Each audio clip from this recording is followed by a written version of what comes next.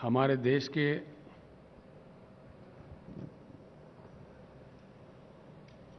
राष्ट्रपति चुनाव के लिए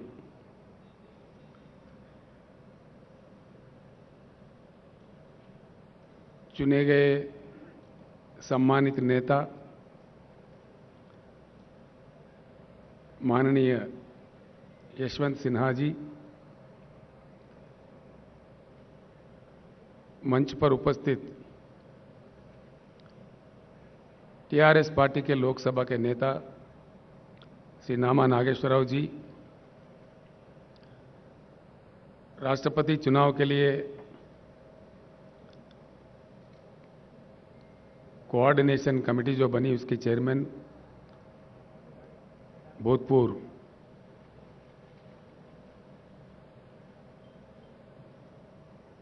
पार्लियामेंट मेंबर श्री सुधींद्र कुलकर्णी जी, माननीय मंत्रीगण, माननीय पार्लियामेंट के सदस्य, तेलंगाना लेजिस्लेटिव काउंसिल के सदस्य और हमारे तेलंगाना विधानसभा के विधायक भाइयों बहनों, मैं आप सबको नमस्कार करता हूं। राजेश्वर रेड्डी के बाद फिर एक बार मैं यशवंत सिन्हा जी का हृदय से तेलंगाना जनता के ओर से, तेलंगाना सरकार के ओर से, हम तमाम के ओर से स्वागत करते हैं इस ऐतिहासिक हैदराबाद शहर में।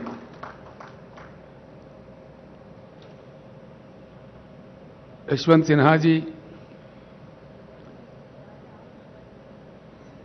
एक अच्छे सच्चे टॉल पर्सनालिटी है। उन्होंने अपने करियर एडवोकेट के रूप में स्टार्ट की है, बाद में वो आईएएस अधिकारी भी बने, अधिकारी के रूप में भी कई सेवाएं देश को उपलब्ध कराए। उसके बाद राजनीति में आए और सम्मानित रूप से एक बार वो वित्त मंत्री थे देश के और एक्सटर्नल अफेयर्स मिनिस्टर भी रह चुके हैं। उसके बाद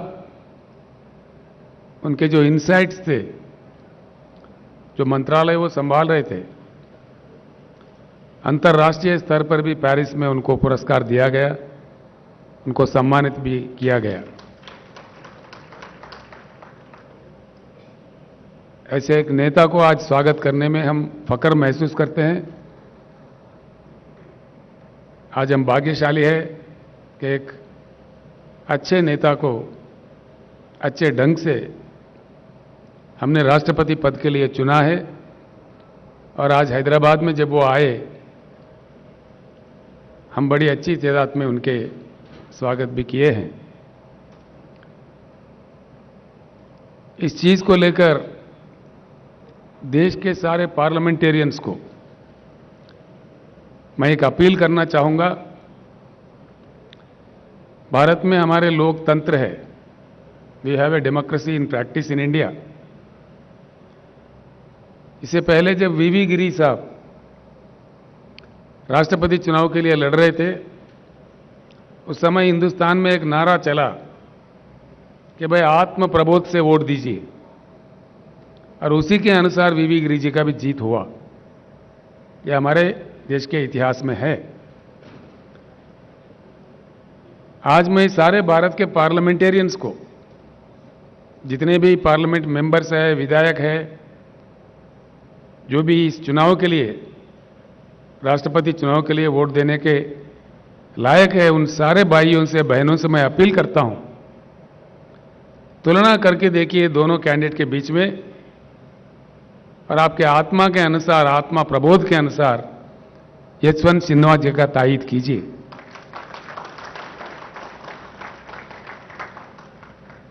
यशवंत जी, मैं दो चार शब्द जरूर कहना चाहूंगा। आशा करते हैं कि आप जीत जाए और देश का मान्यता बढ़े, देश का मान मर्यादा बढ़े। आप जैसे पर्सनालिटी जीतती है, व्यक्तिगत तौर पर आपका तो पर्सनालिटी बढ़ेगा ही, लेकिन देश का मान मर्यादा और बढ़ेगा। लेकिन क्या हो रहा है इस देश में? आज जो कुछ भी हो रहा है गलत हो रहा है। जो कुछ भी किया जा रहा है गलत किया जा रहा है। ऐसे स्थिति में देश को खामोश नहीं रहना चाहिए, आवाज उठाना चाहिए, सबको एकत्रित होना चाहिए और एक परिवर्तन ऐसा वैसा नहीं, एक उच्च गुणवत्ता वाली परिवर्तन। We need to bring in a qualitative change in Indian politics. It's the requirement of the nation today. आज के हमारे जो प्रधानमंत्री है वो आज हैदराबाद आने वाले हैं, 2 दिन के लिए यहां रहने वाले हैं।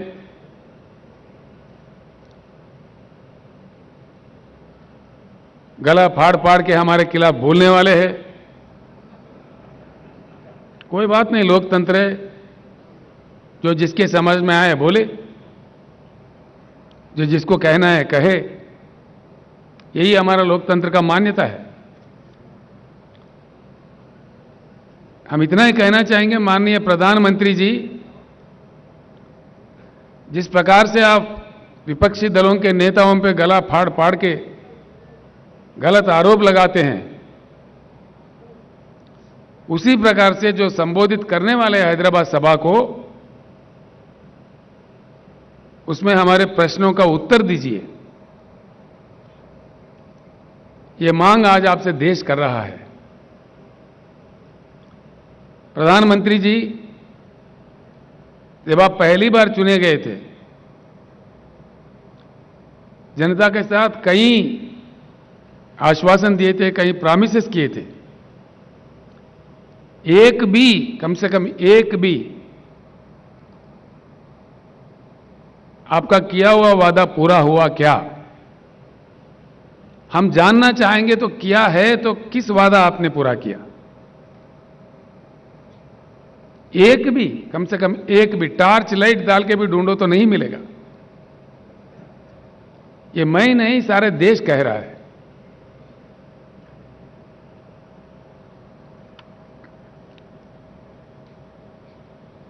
आप समझते हैं आपसे बड़ा बुद्धिशाली कोई है ही नहीं। ठीक बात। किसानों के बारे में, जो हमारे देश का बहुत बड़ा हिस्सा है, देश के अन्नदाता है, आपने कह दिया कि किसान का इनकम डबल करेंगे। डबल तो हुआ ही नहीं, खर्चा डबल हुआ जरूर। आपने जिस प्रकार से डीजल बढ़ा दिए, पेट्रोल बढ़ा दिए, बिजली का कीमत बढ़ा दिए, खाद का कीमत बढ़ा दिए,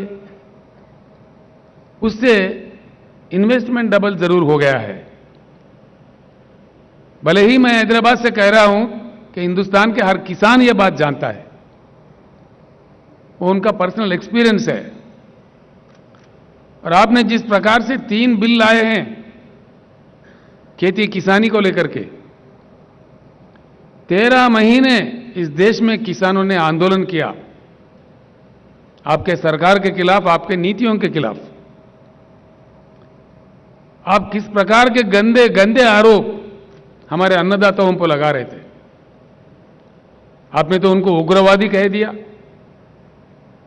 खालिस्तानी कह दिया, जो आपके मन में आए मनमानी कह दिए। आपके मंत्रियों ने आंदोलनकारियों पे जीप चढ़ाए, कार चढ़ाए, मार दिए, हत्या भी किए। और उस दौरान 700 किसान वीर गति पाए। आंदोलन लड़ते लड़ते 700 किसान का मृत्यु हुआ। आपको इस चीज का एहसास ही नहीं है।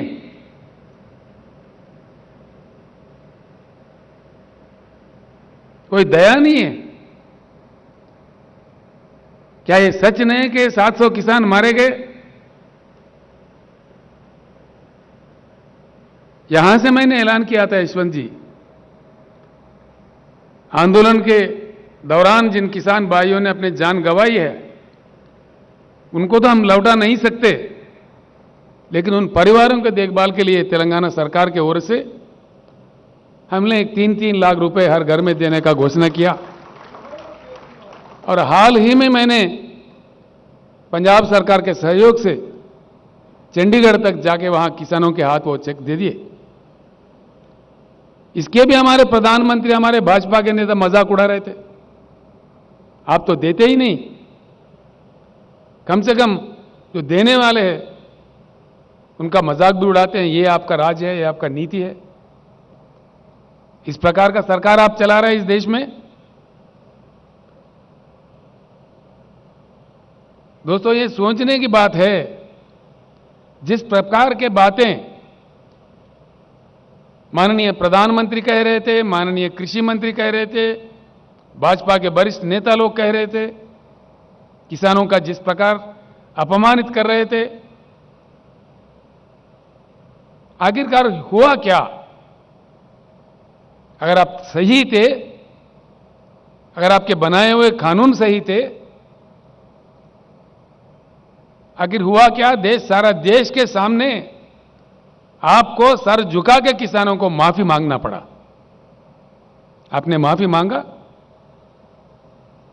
यह तो प्रधानमंत्री का आदत है, चुनाव के वक्त है मीठी मीठी बातें, चुनाव गुजर गया तो झूठी झूठी बातें। ये देश देख रहा है, देश महसूस कर रहा है। अगर आप सही थे तो फिर किसानों को क्यों माफी मांगा? आपके बनाए हुए कानून क्यों वापस लिए? और उसके बाद में किसानों को जो आश्वासन आप दिए थे, क्या हुआ? आज तक कोई बात ही नहीं है। किसान आपको कोई सोना हीरा थोड़ी मांग रहा है। किसान, देश के किसान, किसान अपने उगाए हुए पैदावारी का मोल मांग रहे हैं, मिनिमम सपोर्ट प्राइस मांग रहे हैं, एक इज्जतदार जिंदगी मांग रहे हैं। जिस प्रकार से आप पूंजीपतियों का एनपीएस का कर्जा उतारते हो लाखों करोड़ देके, वो नहीं मांग रहे किसान। किसान मांग रहे तो अपने हक मांग रहे, अपने पैदावारी का दाम मांग रहे, वो भी देने का क्षमता आपके पास नहीं है। आप आवाज ऊंचा करके, बात करके, जो मन में आए कह के आप कहते जाओ, आगे ये नहीं चलने वाला है इस देश में। किसी भी एक वायदा, किसी भी एक प्रॉमिस आपने फुलफिल नहीं किया।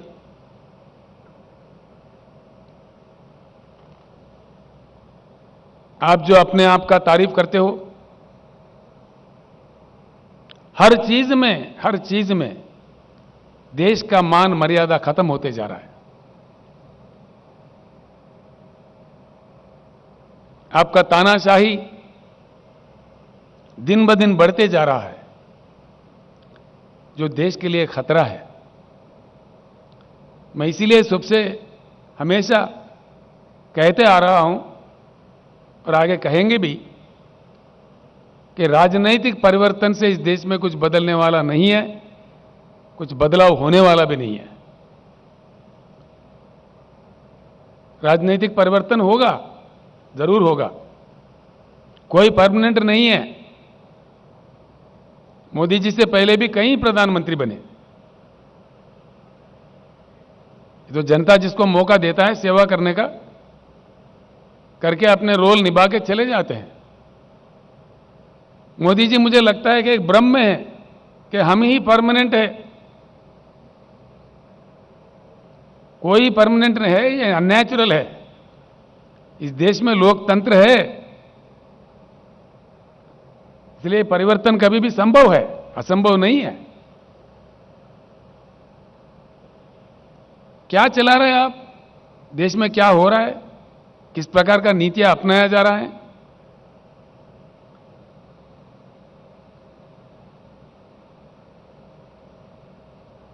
हर हालत से हिंदुस्तान बेहाल होते जा रहा है। किसान परेशान, बेरोजगार नौजवान परेशान, उद्योगपति परेशान, इन्फ्लेशन बढ़ रहा है, प्राइस राइज हो रहा है एसेंशियल कमोडिटीज का। आपका एडमिनिस्ट्रेशन का गुणवत्ता क्या है, क्या नतीजा मिला है इस देश को। Grass misuse of all constitutional bodies, grass misuse दिन ब दिन देखने को मिलता है इस देश में। आप हावी है, आप प्रहार कर रहे हैं। जो आपके विरोध में बोलता है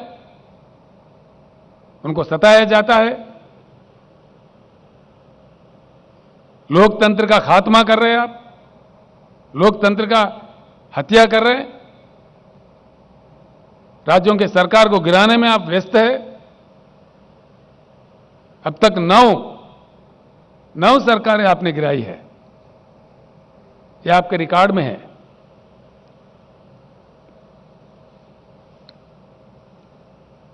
इसका नतीजा क्या हो रहा है। किसी भी तरफ देखो बेहाल हिंदुस्तान, किसान परेशान, जवान परेशान, नौजवान बेरोजगार परेशान, उद्योगपति परेशान। कौन खुश है आपके सरकार से,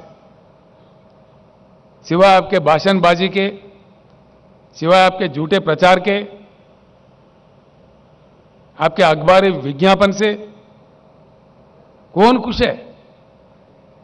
हकीकत जानने की कोशिश कीजिए। मैं आपसे मांग करता हूं माननीय प्रधानमंत्री जी, भाइयों मैं आपको एक बात जरूर बताना चाहूंगा। नरेंद्र मोदी जी 15वां प्रधानमंत्री है इस देश का। He is the 15th prime minister of India. इनसे पहले 14 प्रधानमंत्री और बने थे। किसी के कालखंड में भी, किसी के भी कालखंड में देश का मान मर्यादा इतना नहीं गिरा जितना आपके कालखंड में गिर रहा है। प्रधानमंत्री जी आपके नारा है भाषण शुरू करने से पहले भारत माता की जय। अगर आपके नारा में सही दम है, आपके रगों में बहता हुआ खून में एक बूंद में भी ईमानदारी है, सच्चाई है, तो एक बात मैं सवाल कर रहा हूं, उसका उत्तर दीजिए। कल के सभा में देश के सामने बताइए कि आपके खिलाफ किस प्रकार का जन आंदोलन चल रहा है श्रीलंका देश में, क्यों चल रहा है। आपने श्रीलंका जाके प्रधानमंत्री का रोल नहीं निभाया, बल्कि एक छोटा सा व्यापारी का सेल्समैन बन गए थे आप, देश का अपमान किए। नतीजा श्रीलंका का जनता टूट पड़ी है श्रीलंका के रोडों पे। यह शोभा देता है हमारे देश को। अंतर्राष्ट्रीय स्तर पर देश को सर झुकाना पड़ रहा है आपके कारनामों की वजह से। क्या यह सच नहीं है।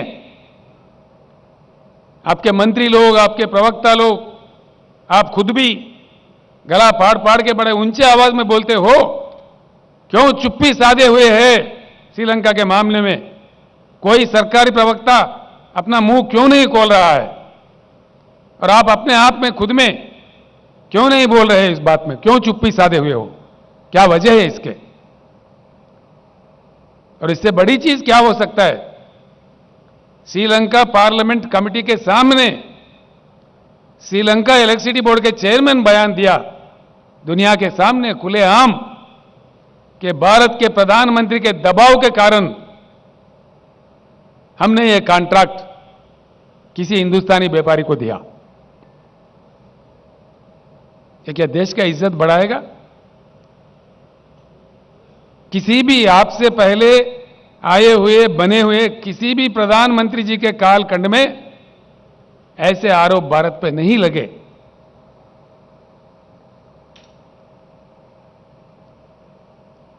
भले ही आप खामोश हो, हम खामोश नहीं बैठेंगे, हम जरूर लड़ते रहेंगे। व्यक्तिगत रूप से मुझे भी नरेंद्र मोदी से कोई लेना देना कुछ नहीं है। आपके जो पॉलिसीज है, जो किसान विरोधी, जनता विरोधी, लोकतंत्र विरोधी,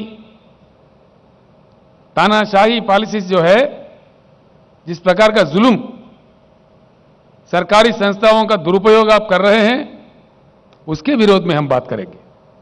पॉलिसीज पे हम बात कर रहे हैं। अगर आप ईमानदार है, सच्चे हैं, तो कल के पब्लिक मीटिंग में हैदराबाद से ही भारत के जनता को उत्तर दीजिए। बताइए साफ साफ क्या हुआ श्रीलंका में, यह हम आपसे पूछ रहे हैं।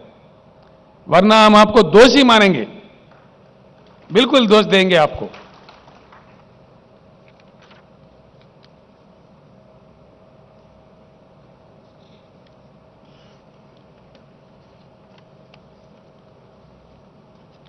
आपका और एक नारा था जब आप प्रधानमंत्री बने थे, मेक इन इंडिया।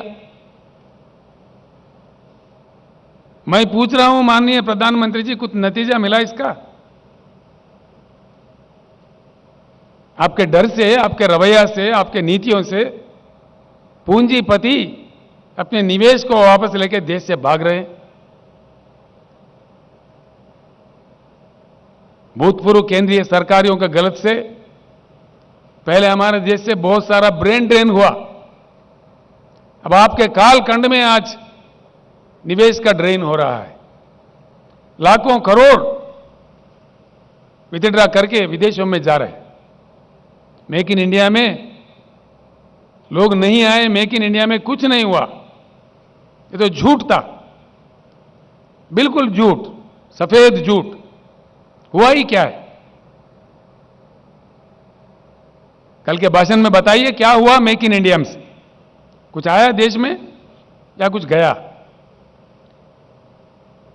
कितने भारी उद्योग चले गए,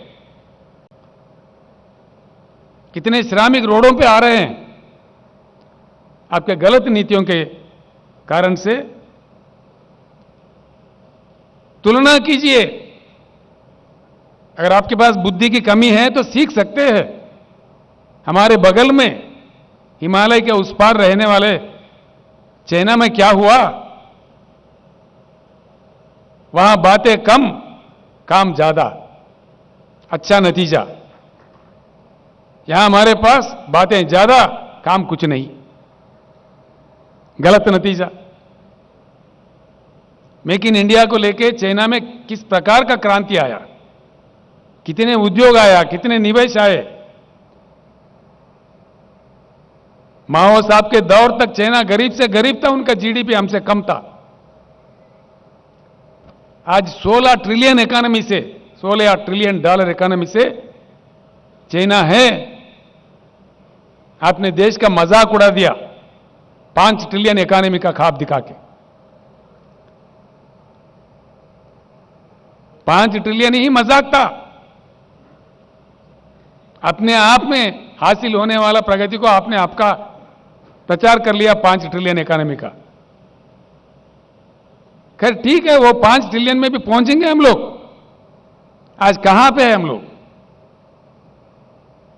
हमारे से बुरा हाल रखने वाला चाइना, हमारे से कम जीडीपी रखने वाला चाइना, हमारे से कम कल्टिवेबल एरिएबल लैंड रखने वाला चाइना आज कहां है? 16 ट्रिलियन इकोनॉमी से आज हम कहां हैं? 3.1 ट्रिलियन डॉलर पे है हम लोग आज। इसी रफ्तार से अगर हम चले, आपके बताए हुए 5 ट्रिलियन पे भी पहुंच पाएगा हिंदुस्तान? कभी नहीं, यह असंभव है। आपके कालखंड में तो देश में हर चीज गिर गया।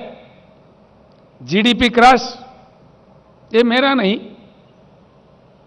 सरकारी फिगर से इन्फ्लेशन बढ़ता, जीडीपी गिरता, प्राइस राइज तो आप कंट्रोल नहीं कर पाते। फिर किस चीज के आप कंट्रोल कर पा रहे? लाखों करोड़ों श्रमिक जो उद्योगों में काम करके के अपने जीवन बिताते, वो बेहाल है, परेशान है, मजबूर है, आंदोलन कर रहे हैं, और आप उसका अपमान करने में व्यस्त है। मोदी जी, मैं एक बात पूछता हूं, 100 साल के लिए, 100 साल के लिए उपयोग करने के लिए हमारे देश में भगवान हो या प्रकृति हो दिया हुआ संपत्ति है कोयला, 100 साल के लिए। और भी जियोलॉजिकल सर्वे से और भी निकल रहा है, हर साल 5 मिलियन टन से लेकर 5,000 मिलियन टन से लेकर 10,000 मिलियन टन का कोयला निकालता है जब सर्वे करते हैं। एक चीज बताइए, इतनी संपत्ति, इतने नेचुरल रिसोर्स हमारे पास रखते हुए आज विदेशों से आप कोयला क्यों मंगा रहे? दीजिए, कल उत्तर दीजिए, कल आपके भाषण में कहिए, ताकि देश जाने क्या मजबूरी है। आप मजबूर है आपके साहूकारों को हेल्प करने में।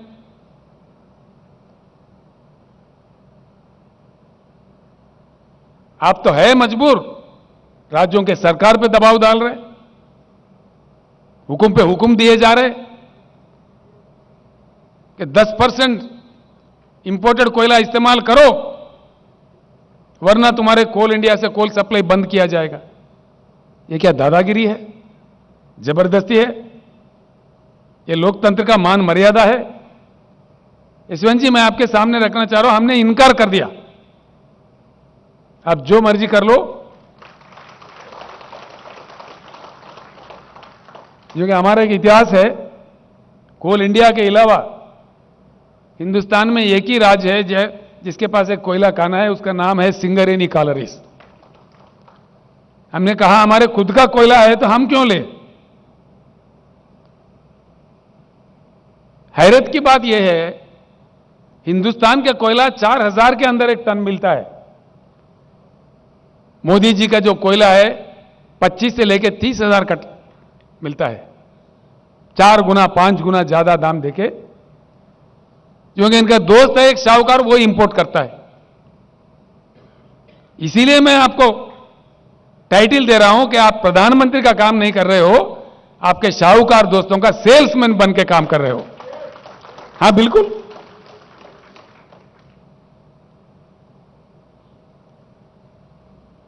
हम आपका कोई व्यक्तिगत निंदा नहीं कर रही है, आपका जो कोयला इंपोर्ट पॉलिसी है उस पर हम आपको दोषी ठहरा रहे हैं। अगर आप दोषी नहीं है, आप सही है, तो कल उत्तर दीजिए। कल के आम सभा जो बड़े हिंदुस्तान के आपका सारा फौज उतार के आप आयोजित कर रहे हो, खुशी की बात है, कीजिए, हमें उससे कोई एतराज नहीं है। लेकिन उस सभा के दौरान जो आपका भाषण होगा, जो सवाल आज हम खड़े कर रहे हैं देश के जनता के तरफ से, इनका उत्तर हम आपसे चाह रहे हैं, क्लैरिफिकेशन हम चाह रहे हैं। अगर आप निर्दोष हो तो बताइए, देश के सामने रखिए। मेक इन इंडिया, नए उद्योग तो नहीं आए, जो ऑलरेडी है हमारे पास वो भाग रहे। फिएट कंपनी चला गया, फोर्ड कंपनी चला गया, जनरल मोटर्स चला गया, डॉटसन चला गया, यूनाइटेड मोटर्स चला गया, हार्ली डेविडसन चला गया। क्या ये सच नहीं है? यह है मेक इन इंडिया का नतीजा? ये तरीका है देश चलाने का? इन चीजों से देश का विकास होगा? विकास नहीं, सत्यानाश होगा। अगर ये माहौल ऐसे ही बने रहे, पूंजीपति अपने निवेश को विथड्रा करे, हमारे देश से इंडस्ट्री भाग रहा है, निवेश का ड्रेन हो रहा है, हम स्पेक्टेटर बने रहेंगे, देश का सर्वनाश होगा। बड़ा ही दुख होता है, हो क्या रहा है और प्रचार क्या किया जा रहा है। ये कितनी गलत बात है। हमारे इतने विशाल देश है, विशाल जनता है, 140 करोड़ पे पहुंच रहा है हमारे पॉपुलेशन। इनके साथ जो आप खिलवाड़ा कर रहे हो, मजाक कर रहे हो, ये देश के हित में अच्छा नहीं है, बिल्कुल गलत है। आपने एक भी बात निभाया क्या? आपने कह दिया काला धन वापस लाएंगे, आया क्या मोदी जी? अगर आया तो कहां आया? अरे आखिर हम जानना चाहते हैं कितना काला धन वापस आया भाई।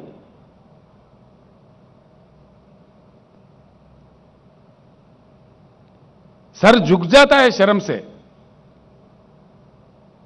सरकारी आंकड़े बताते हैं कालाधन डबल हो गया, दुगना हो गया। कालाधन कंट्रोल नहीं हुआ लेकिन डबल हुआ। स्विस बैंक से पैसे नहीं आए, मोदी जी के कालखंड में दुगना हो गए, डबल हो गए। ये रिपोर्ट्स है, ये हमारे आरोप नहीं है, हकीकत है। ये सारे देश और दुनिया जानता है कि यही विकास है, यही आपका महान कार्यकर्ता है।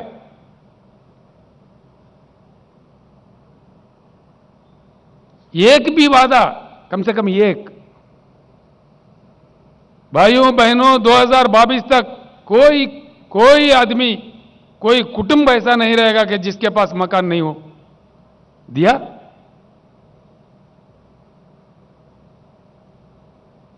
हम तो 2022 में आ गए, मोदी जी अभी नहीं पहुंचे 2022 में।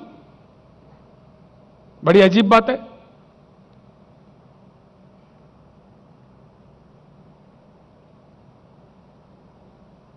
भ्रष्टाचार मुक्त भारत, मोदी जी का एक पॉपुलर नारा, मैं ना खाऊंगा ना खाने दूंगा। आप तो इतना खा गए, इतना खिला रहे आपके शाहूकारों को, घोटाले लाखों करोड़ों में जा रहा है। हां पूरा है, रखेंगे हम भी देश के जनता के सामने सही वक्त में, बिल्कुल है। किस किस देश से किस किस आपका व्यापारियों का आपने सेल्समैन बन के काम किया, उसके पीछे कितने बड़े बड़े घोटाले हैं, देश जान चुका है मोदी जी। आप डरा धमका के कितनों के आवाज दबाओगे,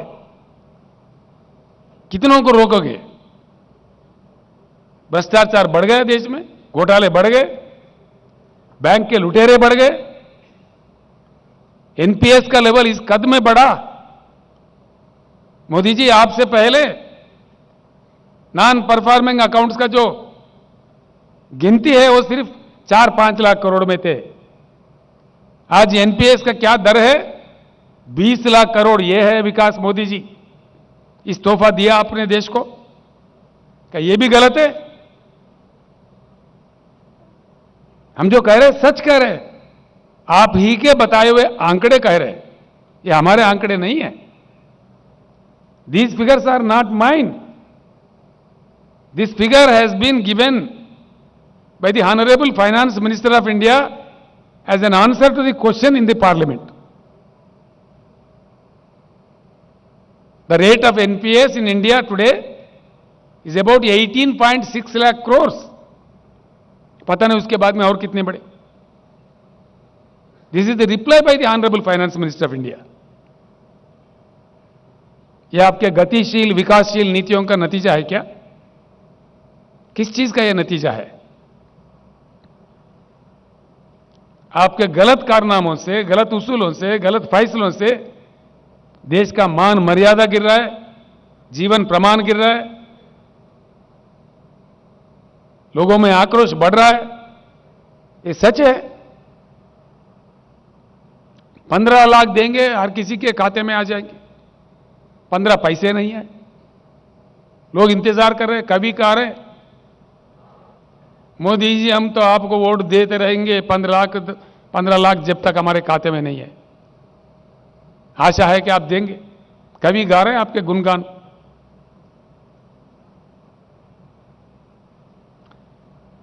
किसी भी वादा उद्योगपतियों के साथ, छोटे उद्योगों के साथ आपने जो वायदा किया, एमएसएमई को 1 घंटे के अंदर लोन देंगे, महीनों भर भी इंतजार करें, नहीं मिलता। बस आपका वादा वादा रह गया।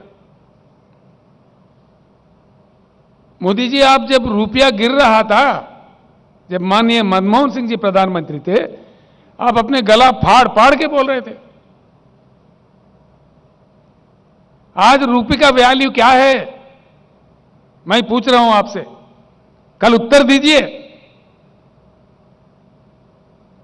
भारत के इतिहास में पहली बार सबसे नीचा वैल्यू किसी प्रधानमंत्री के समय में नहीं हुआ। यह भी आपको शोभा देता है प्रधानमंत्री जी? 79 रुपीस यूएस डॉलर के प्रति आज हमारा रुपये का वैल्यू है 79 रुपीस। अरे बाप रे, ये देश का हालत को बता रहे, आपका कितना महान एडमिनिस्ट्रेशन है, इसका यह नतीजा है। आप ही कह रहे थे, मैं जानना चाहता हूं भाई, नेपाल का रुपया नहीं गिरता, बांग्लादेश का नहीं गिरता, सिर्फ भारत का ही क्यों गिरता? हम जानना चाह रहे हैं मोदी जी, आज भारत का ही रुपया क्यों गिरता?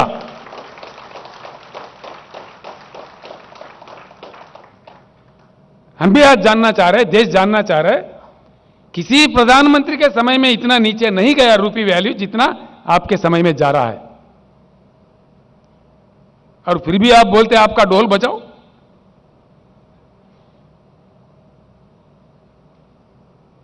क्या यह सच्चाई नहीं है? अगर आप निर्दोष हो, इसका उत्तर दीजिए कल के सभा में, जनता को बताइए। हम खुलेआम पूछ रहे,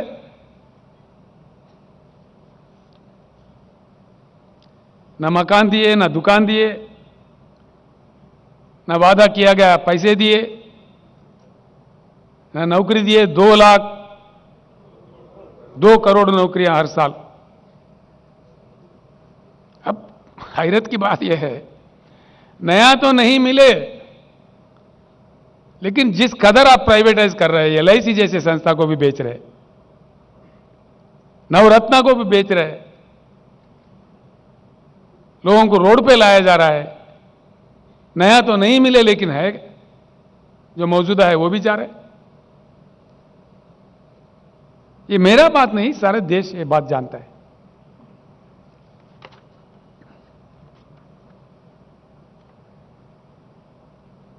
अब इतनी बड़ी लिस्ट है जो पढ़ के मुझे हमारे मधुसूदनाचार्य साहब ने लिख के दिया। मैंने बोला, चारी साहब कुछ बांट दीजिए, यशवंत जी आ रहे हैं, सभा है। अब इसको पढ़ दूं तो और 2 घंटे लगेगा। पढ़ना चाहिए, बाद में पढ़ेंगे, बहुत समय है। मोदी जी, आपका कालखंड में इतनी खूब, एक भी काम आप कामयाब नहीं रहे। एक भी काम। आप अपने आप को रिव्यू कीजिए एक बार, मन से इंट्रोस्पेक्ट कीजिए, क्या हो रहा है।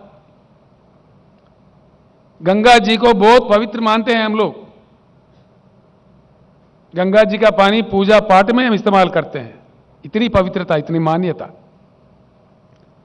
गंगा जी में अपने बुजुर्गों का अस्थि निमज्जन करते हैं हम लोग। हां, इस बात में मोदी जी का एक बहुत बड़ा विकास इन्होंने किया है। पवित्र गंगा में इन्होंने अस्थि नहीं बल्कि मानव शरीर को ही बहा दिया। शव बहे, हजारों के तादाद में शव बहे। कोरोना कंट्रोल में पूरी तरह से आप फेल्यूर हो गए। लाखों लोगों का मृत्यु का आप कारण बने। सडनली जो ओवरनाइट आपने लॉकडाउन अनाउंस किया, आजादी के बाद the largest trauma faced by the Indian polity, you made the people, lakhs of people, crores of people to walk on the roads. दुख होता है। जो वीडियो कॉन्फ्रेंसेस कोरोना का समय में ये कर रहे थे, मैंने सुझाव दिया था यशवंत जी। मैंने कहा भाई ट्रेन तो दे दो, कम से कम उनको भेज देते हैं, ट्रेन चालू करो। शर्म की बात तो यह है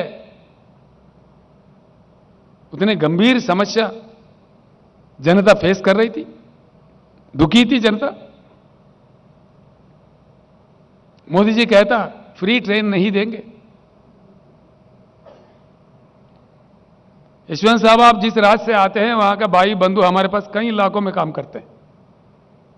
लाखों लोग बिहार से, झारखंड से, बंगाल से, उत्तर प्रदेश से, तेलंगाना में काम करते हैं, कईयों फील्ड्स में। मैंने उन लोगों को आश्वासन दिया, भाई मोदी साहब नहीं दिए, लेकिन हम है, तेलंगाना राज्य के सरकार है, हम आप लोगों को तेलंगाना राज्य के विकास के प्रतिनिधि मानते हैं। आपके पसीना से, आपके मेहनत से तेलंगाना का प्रगति बढ़ती है, तो इसीलिए हमने हमारे लोगों के साथ उनको मुफ्त राशन दिया, दवाई दिया, फ्री ट्रेन 178 ट्रेन्स तेलंगाना सरकार के ओर से बुक करके वो घर पहुंचे तक उनको हर चीज, वाटर बॉटल्स के साथ, खाने के साथ, उनके जेब में 1,000 रुपए देके हमने उसको विदा किया। ये है मोदी जी का नीति। देश के जनता के साथ केंद्र सरकार, देश के जनता के प्रति मोदी जी का ये प्रेम है। फ्री में ट्रेन भी अरेंज नहीं करते जब जनता दुखी है। करोड़ों जनता, एक दो नहीं, करोड़ों में।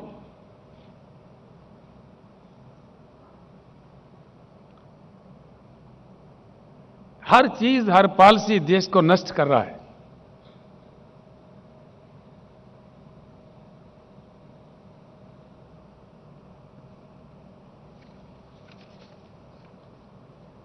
इंटरनेशनल इंडेक्सेस है, हर इंडेक्स में गिरावट, पहले से बुरा हाल, बद से बदहाल, बद से बदतर होते जा रहे हैं। ह्यूमन डेवलप इंडेक्स में हमारे स्थान 80 पर था, माननीय मोदी जी के कालखंड में 131 पे पहुंच गए। यह आपका मिसरूल का नतीजा है। हंगर इंडेक्स में हमारे भारत का स्थान 63 था, आज मोदी जी के बदौलत, मोदी जी के महान कार्यकारिता का निशाना है, हम 101 पे पहुंच गए, from 63 to 101। Individual rights, fundamental rights, Hindustan का जगह 85 था, 85, आज हम पहुंच गए 119, यहां पे भी गिरावट। बेरोजगारी ever highest in the history. Modi ji आने से पहले इसका दर, इसका percentage, it was at 5.6% unemployment in the country. Today it is, महान मोदी जी के महान एडमिनिस्ट्रेशन का नतीजा यह है, ever high in the country, 8.1% पे पहुंच गया अनएम्प्लॉयमेंट रेट। ये भी आंकड़े हमारे नहीं है। प्रेस फ्रीडम, भारत का स्थान 131 था, आज 142 पे पहुंच गया। और आपने बड़ा मेहनत करके मोदी जी, गोदी मीडिया भी आपने सृष्टि किया भारत में, तो सारा देश जानता है। हैप्पीनेस इंडेक्स 111 हमारा स्थान था, मोदी जी के प्रभाव से 136 पे पहुंच गया। एनवायरमेंटल इंडेक्स में 180 देशों को गिना गया था, हमारा नंबर 180 आ गया, बॉटम कंट्री। ये हमारा देश का हालत है, ये आपका कार्यकारिता है। आपने जिस प्रकार का मजाक उड़ाया देश का, देश के जनता का, जिस प्रकार का गिरावटें देखने को मिल रहा है राष्ट्रीय स्तर पर, अंतर्राष्ट्रीय स्तर पर, इससे हर चीज खराब होते जा रहे हैं। कईयों बातें एक तरफ ये है तो दूसरी तरफ आप क्या कर रहे हैं?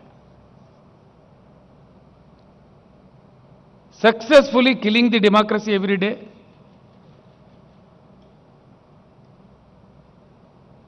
successfully killing the federal system of India, राज्यों के सरकार को सताना, जो इनके बात नहीं मानते उनको गिराना, इतने महान लोग हैं। एक आश्चर्यजनक बात है सर, आश्चर्यजनक। यहां महान केंद्रीय मंत्री है जो मोदी साहब के क्लासेस सुन के ट्रेंड है, बड़े महान मंत्री देख रहे, केंद्र हैदराबाद में कह रहे, बड़ा आश्चर्य होता है साहब। यहां पे 119 एमएलए सीट है, जिनमें से हम और हमारे फ्रेंडली पार्टी मिलके 100 सीट हम जीत लिए थे। 88 तो हम जीते थे, 95 सीट्स हम जीते थे, 3/4 मेजॉरिटी। उसके बाद में हमारी संख्या बढ़ी, आज टीआरएस के एमएलए है 103, 104, और हमारे एक फ्रेंडली पार्टी है उनके एमएलए 7। और माननीय केंद्रीय मंत्रीगण जो हैदराबाद में बैठे हुए हैं वो कह रहे हैं महाराष्ट्र में जैसा सरकार गिरा है तेलंगाना में देखने को मिलेगा, तेलंगाना सरकार भी गिराएंगे। ठीक बात है, गिराइए।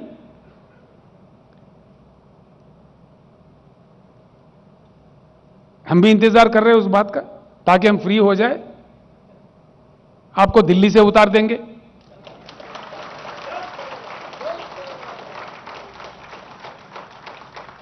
हमेशा हमेशा क्रांति का रास्ता क्राइसिस से ही बनता है। तेलंगाना एक ऐसा समाज है यशवंत जी, 60 साल लड़के अपने अस्तित्व को, अपने गरिमा को बनाए रखने के लिए तेलंगाना का जनता ने 60 साल लड़ी है, आखिरकार अपने बलबूते अपने राज हासिल करके आज आगे बढ़ रहा है, आप सब लोगों के आशीर्वाद से। एक जंग और लड़नी पड़े, तेलंगाना कभी पीछे नहीं हटेगा। दूसरी तरफ भारत का अपमान इस कदर हो रहा है अंतर्राष्ट्रीय स्तर पर, जिससे हमें बहुत बड़ी चिंता है। करोड़ों लोग, हमारे लोग बाहर अपना जिंदगी जीते हैं, छोटा मोटा बड़ा कुछ ना कुछ नौकरी, करोड़ों, कई करोड़ है। जिस प्रकार का द्वेष, विद्वेष, डिवीजन, हेट्रेड, युवाओं का सोच विचार को आप पोल्यूट कर रहे हैं, यह देश के लिए अच्छा है मोदी जी? मैं कह रहा हूं, हमारा इतिहास है, हमारे परंपरा है, हमारा देश का गरिमा है, सहनशील देश है, हमारे सहिष्णुता है, हमारा संस्कार रही है। जीवो और जीने दो। आप आधा पेट खाओ लेकिन अगला को खिलाओ। शास्त्री जैसा महान नेता उपवास रखने के लिए कहा, सब देश के लिए, देश के गरीबों के लिए। जो अमीर लोग हैं हफ्ते में एक बार का खाना बंद करके गरीबों को दो, ऐसे महान नेता थे। आज किस प्रकार के नेता हम देख रहे हैं? इधर खुदवाई करो, उधर खुदवाई करो। यह है देश भारत। किस भारत का सपना आपने बताया चुनाव के दरमियान, और किस प्रकार का नजारा आप आज दिखा रहे हैं? आपका प्रदर्शन किस प्रकार का विष द्वेष, जो अंतर्राष्ट्रीय स्तर पर हम गिर रहे हैं, भारत देश का अपमान हो रहा है, जो आगे के लिए अच्छा नहीं है। It's not at all good for the country. बिल्कुल। Democracy is killed, federalism is killed. कानून बदल के, रास्ते बदल के, राज्यों के पैसे छीन लो, टैक्स को सेस में बदलो। यशवंत जी, करीब 30 लाख करोड़ में से राज्यों को हिस्सा देना था टैक्स, इन्होंने टैक्स को नाम दिया सेस। आप जानते हैं, you know it very well, because you are the great finance minister of India, you know the insights. करीब 30 लाख करोड़ अकेले ही ले लिए। हैरत तो इस बात की है, जिनको पूरे देश ने मान्यता दी है और विदेशों में भी, जब हम जाते हैं किसी विदेश में, कहीं गए किसी जगह, भाई आप कहां से हो? I am from India. अच्छा, you are from Gandhi's place, mister Gandhi's place, the great peace messenger mister Gandhi, the messenger of non violence, the father of the nation.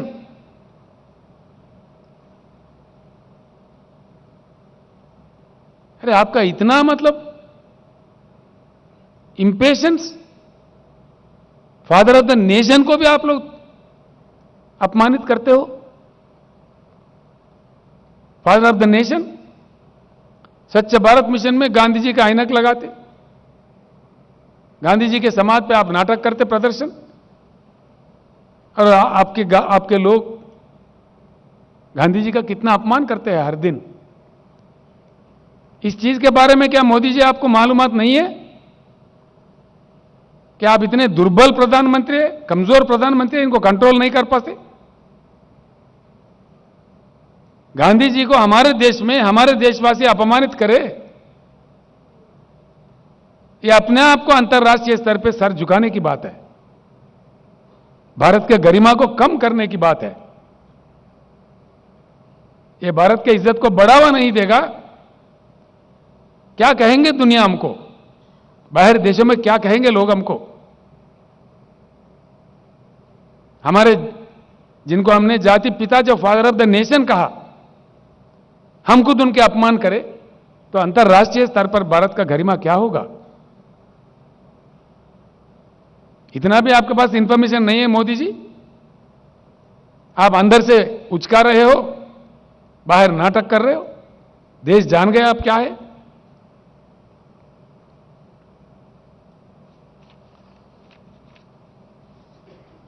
Unwanted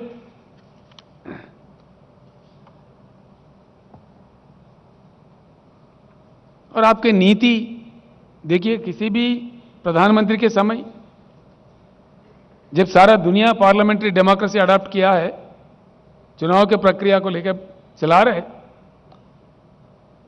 हमारे जैसे कई देश हैं जहां चुनाव के जरिए सरकारों को चुने जाते हैं।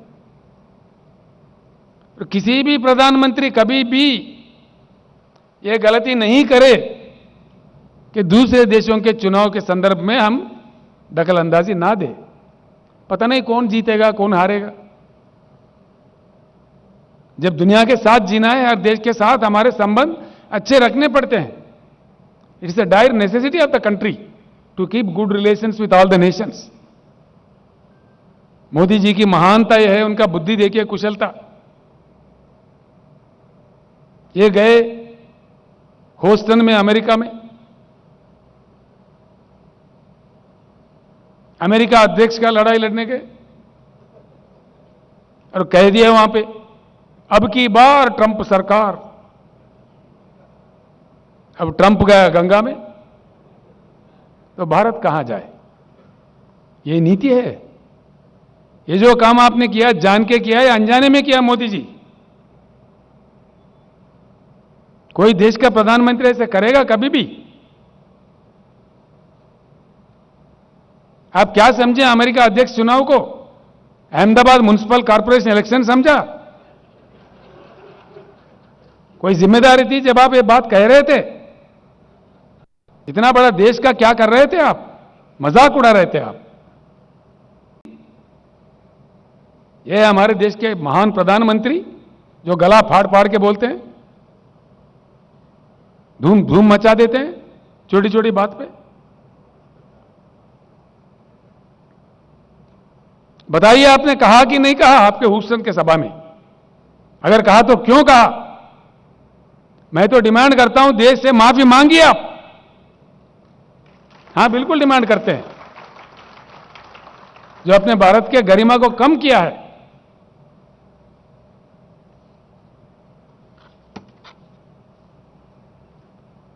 क्योंकि देश को आज सर झुकाना पड़ रहा है।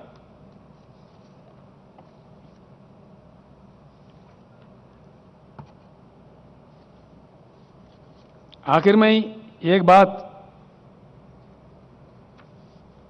कह के अपने शब्द खत्म करूंगा।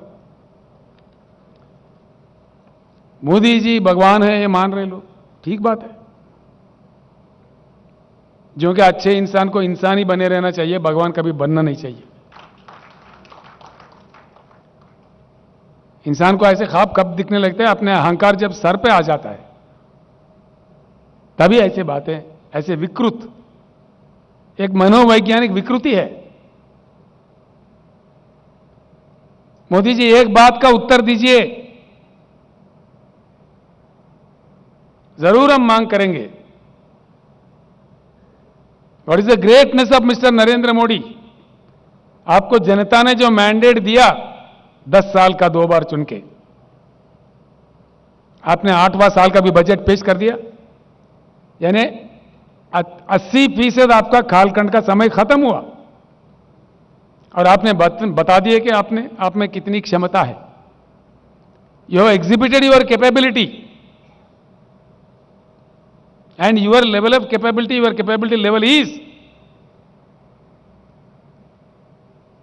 देश में 70,000 टीएमसी पानी की उपलब्धि है। आप कम से कम पीने का पानी भी फराहम नहीं करें जनता को। और शर्म की बात यह है, पीने का पानी देश के कोना कोना तो छोड़ो, देश के राजधानी दिल्ली में भी आप पानी नहीं दे पा रहे। यह आपकी मान्यता है, दिया आपने। हाल ही में मैं जब दिल्ली गया, वहां के लोग रो रहे थे। जो पीने के पानी नहीं देने वाला प्रधानमंत्री है, बड़ी बड़ी बातें करते हैं। पीने का पानी, क्या यही हिंदुस्तान का किस्मत है? आप ना बिजली दे सकते हैं और ना पीने का पानी दे सकते हैं। देश में उपलब्ध सहज रिसोर्सेस को एक्सप्लॉइट करके देश के जनता को नहीं दे सकते हैं। क्या दे सकते हैं? सिर्फ भाषणबाजी, द्वेष, विद्वेष, विपक्षियों का अपमान, सरकारी संस्थाओं का दुरुपयोग, सिवाय इसके क्या मिला है इस देश को? लिहाजा भाइयों, हम सब लोग मिलकर तेलंगाना की लड़ाई लड़े थे लोकतंत्र के आधार पर। खैर समय लगा, लेकिन हमारे मेहनत का फल हमें मिला। मैं आप लोगों से यशवंत सिन्हा का जो कद है, जो एक उत्तम नेता है इस देश का, सिन्हा जी, उनका समर्थन करने का इस सभा में मैं फिर एक बार आप लोगों से अनुरोध करता हूं, एक नए भारत को, अच्छे भारत को, ईमानदार भारत को बनाने के लिए फिर एक जंग हमें लड़ना पड़े। हम आज से ही शुरू करते हैं। मैं धन्यवाद देता हूं हमारे हैदराबाद शहर के नेताओं का, यहां के मंत्री, यहां के हमारे पार्टी के अध्यक्ष गोपीनाथ जी का, रंगारेड्डी मेडचल जिले के भी अध्यक्षों का और मंत्री लोगों का, विधायकों का मैं धन्यवाद देता हूं कि जितना शानदार प्रदर्शन आपने किया है। आज हैदराबाद में लोकतंत्र खिला है। The test of democracy have shown in Hyderabad today. The wonder is that the spirit of democracy is still alive in India. एक नहीं बल्कि 1 लाख मोदी भी लोकतंत्र का, हमारे देश का लोकतंत्र का गला नहीं घोट सकते। इस प्रदर्शन से आज हमने हिंदुस्तान को यही बता दिया, जिसका मुझे गर्व है। I am thankful to all of you. जिस प्रकार का प्रदर्शन आज आपने किया है, I am very very thankful to you. आगे चल के भगवान से प्रार्थना करते हैं कि एक अच्छे भारत बने, उज्जवल भारत बने, महान सुहान भारत बने और देश के गरीबों का किस्मत खुले। फिर एक बार हम सबके तरफ से माननीय यशवंत सिन्हा जी का हृदय से मैं स्वागत करते हुए उनका जीत का मनोकामना करते हुए मैं अपने शब्द वापस लेता हूं। धन्यवाद।